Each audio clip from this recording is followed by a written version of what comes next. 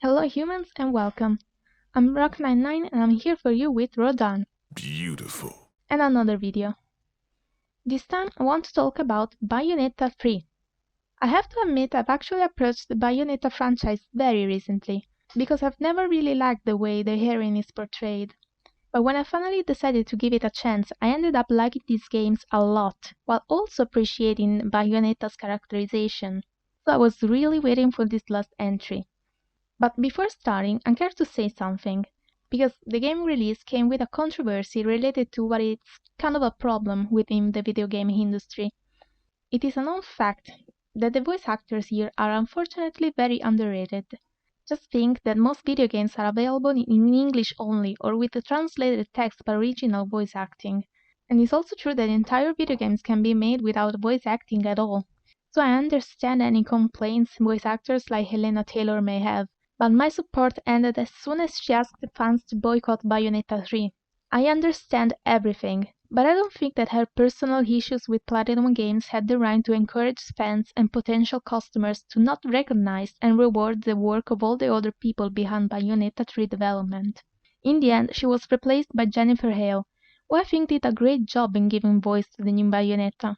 She really nailed it, and I'm sure that if I didn't know anything, I wouldn't have noticed the difference at all.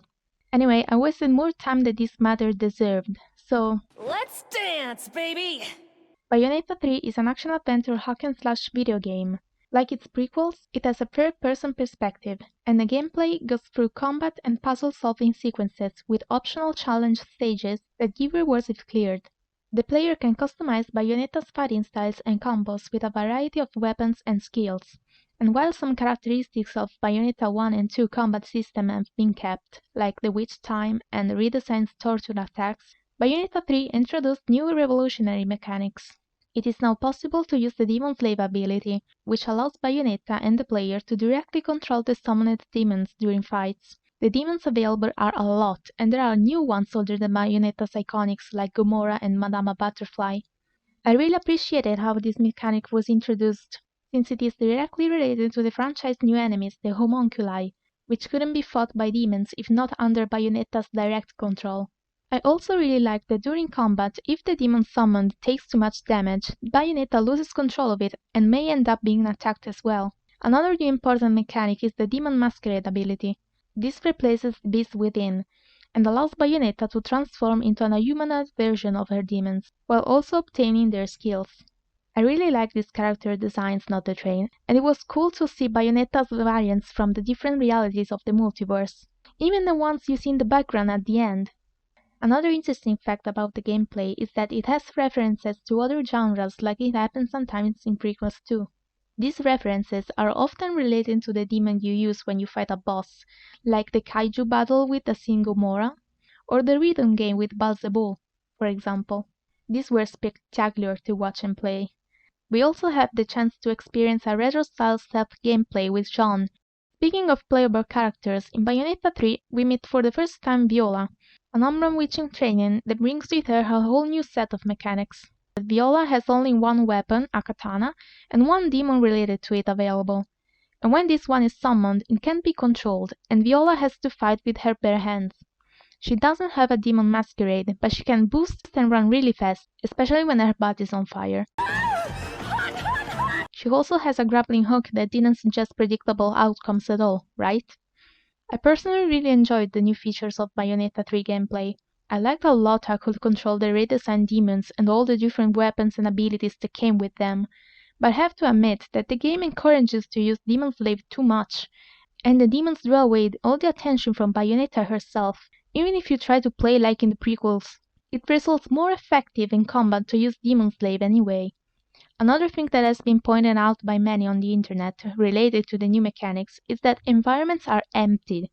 Most of the times you find yourself in empty arenas, great for battles between giant monsters, but boring from an explorer player point of view. But these aren't the only things that made the game feel a bit wrong for a new entry of the Bayonetta franchise. Honestly, I'm not sure if I can actually call Bayonetta 3 a sequel or a spin-off or a half-made reboot. I don't know, what do you say, Rodin? Beautiful. Yeah, I agree. Leaving aside the whole multiverse thing, which now everybody uses to excuse the narrative mess they made in multimedia franchises throughout the years, Bayonetta 3 is the ending of a story we've never seen and a foundation for a new one. It has nothing to do with what happened in Bayonetta 1 and 2. It is true that those were complete by their own anyway, but it's like the game wants to be in continuity even if it actually isn't. Even if the characters are the same, it feels like it's the first time you meet them. Since when there's this love between Luca and Bayonetta? Yes, they flirted from time to time, but he was always more like the funny, clumsy sidekick. And since when is he a terrestrialized Legolas?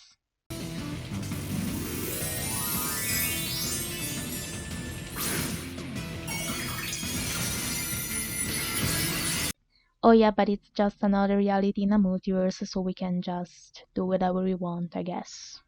So along with fairies, this multiverse brought Viola to us. I guess she was the new character you're supposed to know better, but you don't really need to because it was more than obvious that she was Bayonetta and Luca's daughter. The game pretends to build the great reveal until the end when she's like, Daddy, Mommy, but it had already established at the beginning that she was an Umbran witch in training. And from the first time you play Viola, you can use the grappling hook. 2 plus 2 equals fish, she's their daughter. Actually, the entire story is predictable. Not only the main villain was obviously the only new important guy Jean has to find, but as soon as I saw how much attention Viola was receiving, I already knew the ending was gonna be Cereza dies, Viola is the new Bayonetta. Personally, I'm fine with new younger characters to inherit the main role in non-franchises, because it is a way to make them more modern and suitable for the public. But Viola here is basically Nero with no background. And another thing I like to point out is that now media like the rebellious, unfeminine, loud and clumsy heroine that pretends to be cool and tough, and that are probably supposed to look more empowered, but it feels more like a new modern stereotype. I mean, as a woman myself, I actually feel more empowered, so to speak, by a strong, full of confidence and sensual Bayonetta than by a character like Viola at this point. Even if Bayonetta was obviously created for a male audience back at the time. I think that nowadays it could have been more interesting to have a character like Bayonetta surviving in a sea of media dominated by Violas. And despite I've enjoyed the gameplay with her as well, I really wish I could have slapped her every time she opened her mouth in cutscenes. Don't make me say it again! My name is Viola! V-I-O-L fucking...